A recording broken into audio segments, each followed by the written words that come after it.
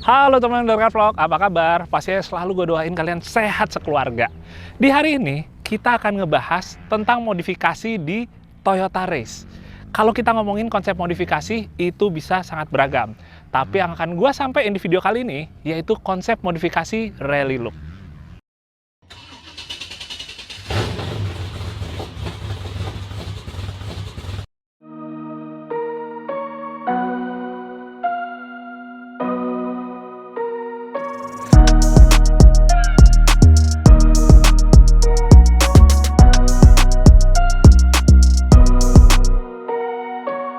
Sebelumnya, gue pengen sampein dulu kenapa gue suka dengan modifikasi rally look atau ala-ala mobil rally.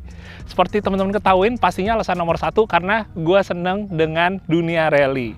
Nah, selain itu yang gue suka, kalau modifikasi rally look itu untuk dipakai kesehariannya masih enak teman-teman.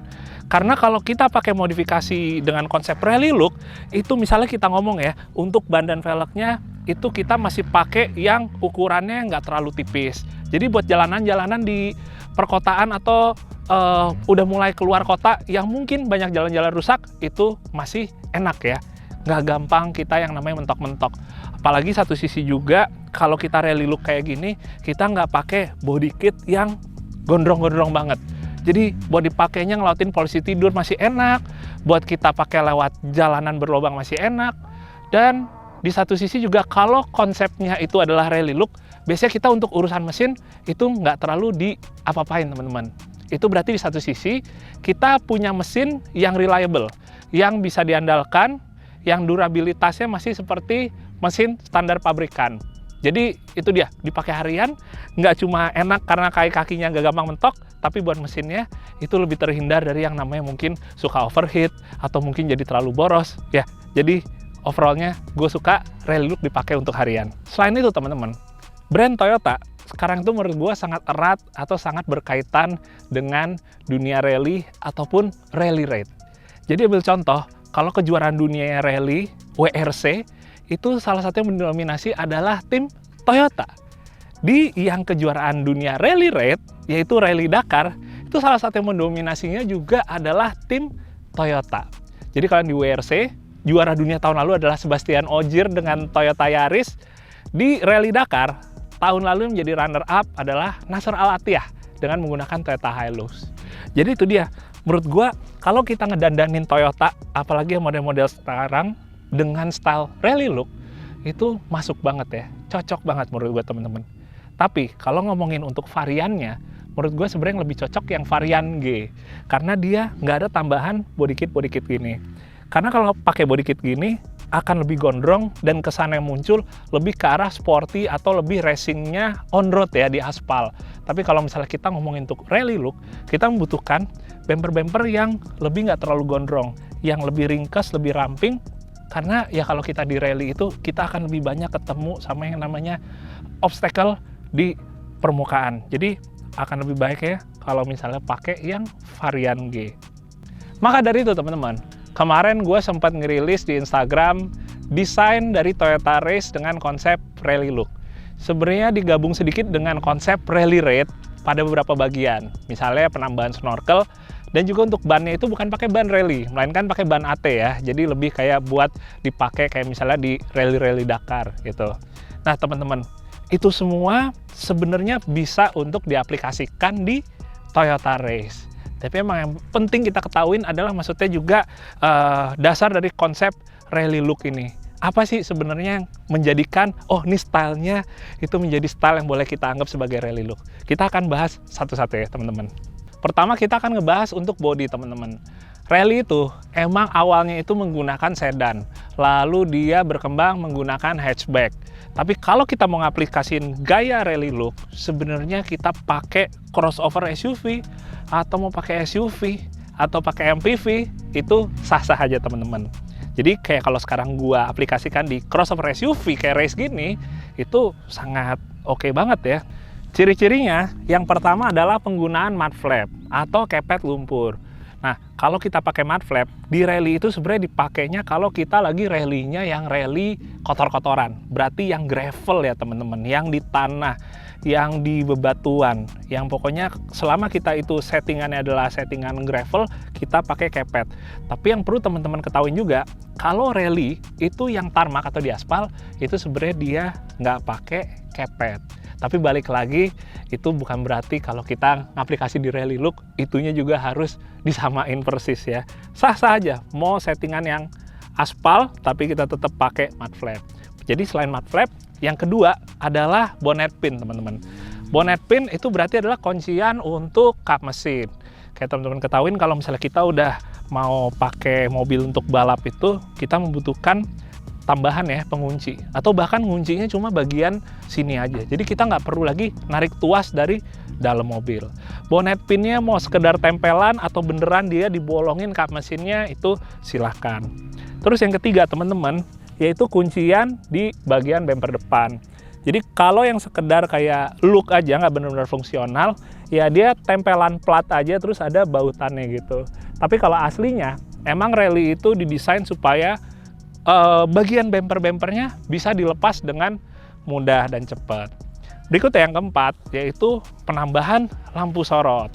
Lampu sorot ini kalau yang zaman dulu itu stylenya emang lebih didominasi sama yang lampu-lampu halogen. Sementara kalau yang modern itu udah pakai lampu LED, baik yang bentuknya tetap ngebulet maupun yang bentuknya itu lebih kayak LED light bar ya, yang tipis-tipis panjang. Sah-sah aja pakai semuanya. Dan yang berkaitan dengan bodi terakhir adalah roof scope. Roof scope ini dia itu kalau yang benerannya dia akan masuk udara dan memberikan angin segar. Bukan angin segar, itu harapan. Udara segar ke driver dan co-driver. Tapi sekali lagi, kalau kita sekedar mau tampilan aja, kita juga bisa pakai yang sekedar nempel. Padahal bagian atapnya nggak dibolongin. Kadang-kadang mungkin sayang juga ya, apalagi kalau mobil baru gitu, atapnya langsung dibolongin. Berikut ya, kita akan ngebahas livery. Ini adalah salah satu hal yang gue suka lakukan, karena emang kebetulan juga ini adalah salah satu pekerjaan yang gue lakukan untuk di hari-hari, yaitu untuk mendesain livery. Livery di Rally itu sebenarnya kalau yang zaman dulu, stylenya dia lebih simpel-simpel. Garis-garis ngeblok yang lebih sederhana, dan penggunaan warnanya menurut gue kombinasinya itu cukup menarik ya. Nah teman-teman, kalau ngomongin livery, di mobil Rally, itu mungkin karena kita pakainya untuk kompetisi aja, mau dia seramai apapun kayak oh ya udah mobil balap, mobil rally. Tapi kalau kita untuk penggunaan harian, baiknya dia yang minimalis aja teman-teman. Jadi modelnya yang kayak striping gitu, supaya juga ya kalau kita pakai harian tuh nggak terlalu mencolok ya. Jadi mau kita pakai ke tempat keramaian, nggak terlalu kayak berkesan tempur banget. Tapi kembali lagi ke selera masing-masing juga. Ya, berikutnya kita akan ngebahas kaki-kaki. Dan kalau ngomongin kaki-kaki teman-teman, ini sebenarnya jadi salah satu hal yang biasanya dimodif lebih dulu untuk ngebikin konsep rally look, yaitu penggantian velg. Velgnya itu menggunakan velg yang kurang lebih bisa nge-represent velg yang digunakan untuk rally. Biasanya warnanya putih, walaupun nggak pasti putih. Dan desainnya pun juga beragam-ragam. Nah, tapi gue pengen ngomongin dulu untuk ukurannya. Seperti kita ketahuin, setupnya itu yang paling umum ada dua, yaitu tarmac atau yang aspal, gravel untuk yang tanah. Kalau untuk yang tarmac, itu ukurannya sekitar 17 atau 18 inch. Kalau misalnya yang di gravel atau yang di tanah, itu pakai 15 inch. Dan emang udah maksimalnya 15 inch. Karena di WRC-nya pun emang pakai ukurannya 15 inch ya, sampai yang istilahnya tingkat paling tingginya pun pakai 15 inch. Kalau untuk velgnya, kita bisa pakai ukuran yang kurang lebih, kalau 15-nya itu lebar 6 atau maksimal lebar 7.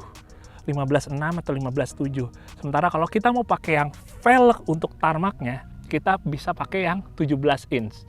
Lebih tepatnya mungkin sekitaran 17.7. Sementara offsetnya teman-teman, kalau velg aslinya race ini di sekitaran 40 ya. ET-nya itu plus 40. Jadi kalau kita mau ganti ke velg rally, kurang lebih di sekitaran ET 30 sampai 40. Sementara untuk bannya, kalau misalnya kita pakai yang ring 15, itu kita bisa masukin velg 205/65 R15. Dan itu ukuran yang emang umum dipakai untuk rally. Sampai ke WRC juga ukurannya 205/65 R15.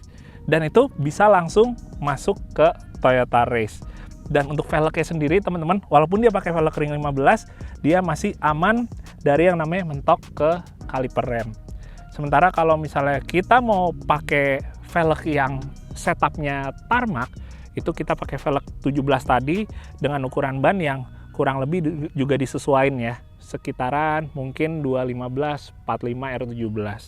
Tapi kembali lagi, fitment tetap harus kalian lakukan karena beda velg, beda ban, itu aktualnya juga akan berpengaruh. Jadi nggak bisa pukul rata pasti aman. Jadi pastiin dulu untuk kalian melakukan fitment atau pengukuran supaya semuanya aman, mentok, dan hasilnya dilihatnya enak. Nah, sementara buat merek velgnya teman-teman, itu sebenarnya juga beragam.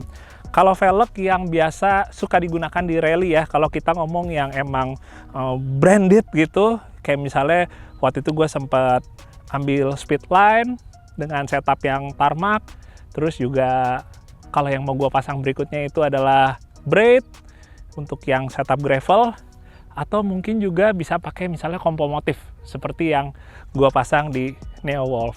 Tapi mereknya bisa beragam, teman-teman nantinya juga bisa untuk diskusi lebih lanjut, entah nanya di kolom komentar, atau juga nanti kalian bisa bergabung dengan komunitasnya yang gue tahu mungkin yang terbesarnya di Indonesia, yaitu Rally Look Indonesia. Silahkan kalian bersilaturahmi untuk menanyakan lebih jauh tentang Rally Look. Assalamualaikum. Nah teman-teman, berikutnya kita akan ngebahas untuk interior. Jadi kalau modifikasi konsep Rally Look itu sebenarnya untuk interior kita nggak harus ngebikinnya jadi gimana-gimana ya.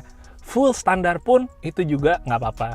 Karena kembali lagi, untuk ngebikin konsep kayak yang gue bilang tadi, kalau Rally Look itu lebih enak dipakai harian, lebih nyaman, gue berusaha bagian dalamnya juga nggak akan terlalu ngebikin jadi neko-neko. Paling untuk tetap nguatin aksen rally ya, atau balapnya, bisa dengan menggunakan jok semi bucket. Mereknya juga beragam, ada misalnya kita pakai Sparco, kita pakai Recaro, dan lain-lain teman-teman.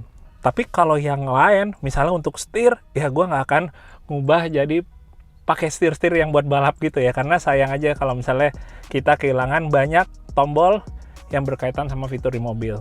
Jadi full standar nggak apa-apa, kalau mau ganti ya minimal menurut gue sih jok aja yang diganti.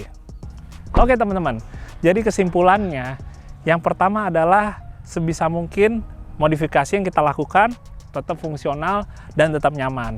Itu jadi didapat. Salah satunya adalah melakukan langkah fitment yang benar. Jadi kita buat pakai mobil harian tetap enak teman-teman. Di jalan rusak tetap nyaman, nggak gampang mentok, dan kawan-kawannya. Yang kedua, kalau misalnya kita modifikasi, usahakan tetap serak dengan apa yang kita inginkan. Emang kalau kita idealisnya, itu mungkin akan lebih membutuhkan proses yang panjang teman-teman. Karena kita untuk membuat mobil period korek ya, atau modifikasinya itu sesuai dengan eranya, itu juga nggak gampang. Nggak gampang dalam hal waktunya mungkin lebih panjang, atau juga barang-barangnya nggak mudah dapat. Jadi kita bisa mengkombinasi teman-teman. Pada akhirnya ini adalah mobil kita sendiri, kita mau bikin konsep desain Rally Look yang mungkin sedikit berbeda, lebih unik, di luar kebiasaan, itu sah-sah aja. Tapi yang penting, jangan mobilnya udah Toyota, stikernya Rally Art.